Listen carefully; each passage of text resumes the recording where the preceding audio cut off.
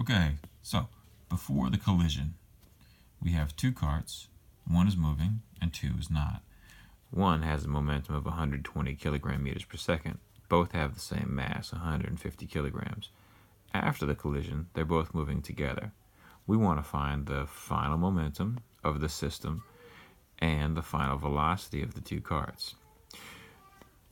This is an easy thing to figure out because the momentum before the collision is equal to the momentum after the collision, which means if this is how much momentum we have before, 120 plus 0, how much do we have after? Right, 120. Finding the final velocity of the two carts is a little bit more challenging, but again, we use the same relationship. Momentum is conserved, and also here's our equation for momentum. So the real question is, if momentum is conserved, how much do we have before the collision?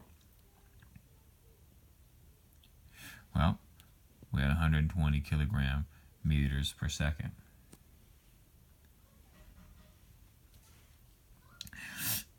So we know that that's our momentum before the collision.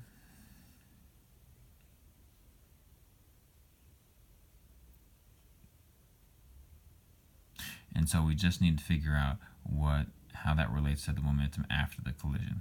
Before the collision, our mass times our velocity would be equal to this. So this is our momentum before the collision, and that's what we could write over here, where this says the momentum initial.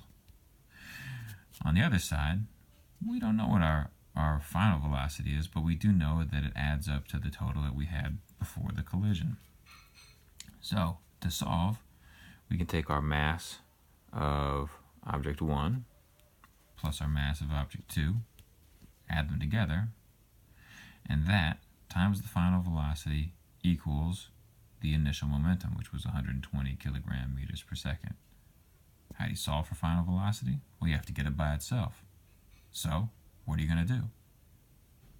You know, this is 120.